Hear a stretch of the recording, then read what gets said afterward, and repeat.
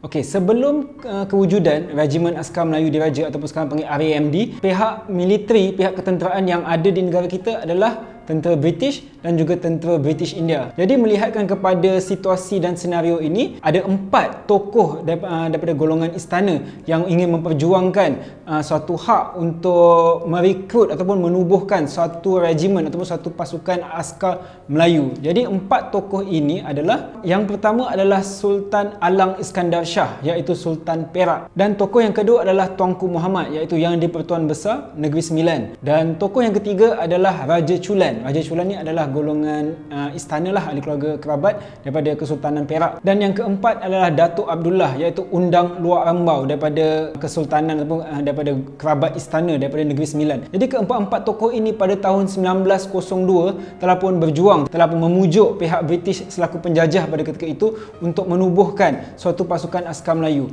Jadi kita kena faham, kadang-kadang masa video saya yang sebelum ni adalah saya baca komen yang cakap Lieutenant Adnan askar Melayu ni adalah anjing British. Bagi saya benda tu tak adil lah kita katakan demikian. Kerana apa? Kerana pada waktu itu negara kita dah dijajah dan kita tak ada choice, kita tak ada pilihan untuk berjuang dengan siapa. Jadi penubuhan Regimen Askar Melayu ini yang dicadangkan oleh 4 tokoh istana yang saya jelaskan sebentar tadi adalah bukti bahawa kita sebenarnya bukan rely pada penjajah, tapi sebenarnya kita menggunakan platform yang ada pada ketika itu untuk kita melahirkan sendiri askar-askar Melayu yang boleh memperjuangkan tanah air kita. Itu adalah bidasan. Tak ada orang yang memanggil Regimen Askar Melayu pada peperangan tentang Jepun itu adalah anjing British. Jawapannya tidak, bukan anjing British.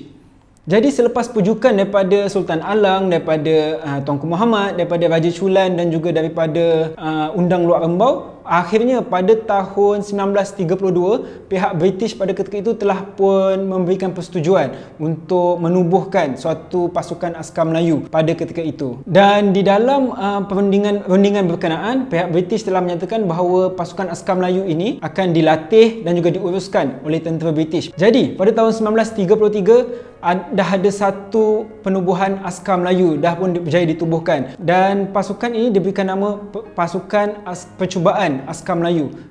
Diletakkan perkataan trial, percubaan tu kerana pihak British sebenarnya masih was-was dan ragu-ragu bahawa mereka sebenarnya ada cynical lah.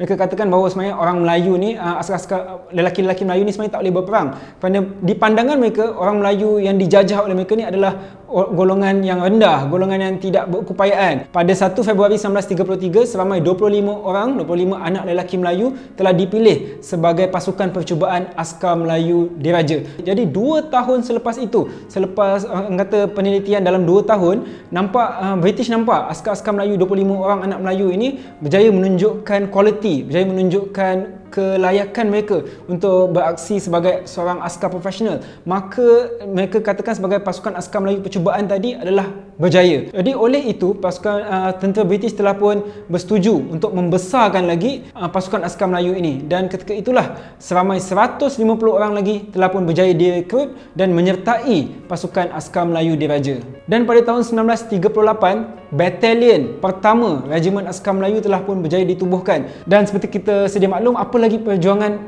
batch pertama Regimen Askar Melayu ini? Sudah pastinya perjuangan Lieutenant Adnan, seperti yang telah diceritakan sebelum ini, bagaimana mereka mempertahankan kawasan Bukit Candu, iaitu kawasan terakhir selepas Jepun berjaya menawan semenanjung tanah Melayu dan turun ke Johor dan akhirnya turun ke Singapura. Pasukan terakhir yang mempertahankan tanah terakhir pada ketika itu, Malaysia, Malaya dan Singapura adalah sama. Jadi Lieutenant Adnan dan pasukannya pada ketika itu berjuang mempertahankan tanah air daripada diserang oleh Jepun. Dan keesokan harinya, sehari selepas pasukan Lieutenant Adnan itu tumpas, Regimen Askar Melayu tumpas, esoknya secara rasmi British telah pun mengumumkan surrender mereka, pengakuan menyerah kalah kepada pihak Jepun. Ini membuktikan bahawa Regimen Askar Melayu yang telah pun dipilih itu sebenarnya adalah benar-benar askar yang menjiwai watak untuk membawa perjuangan mempertahankan tanah air, dan mereka bukanlah anjing penjajah.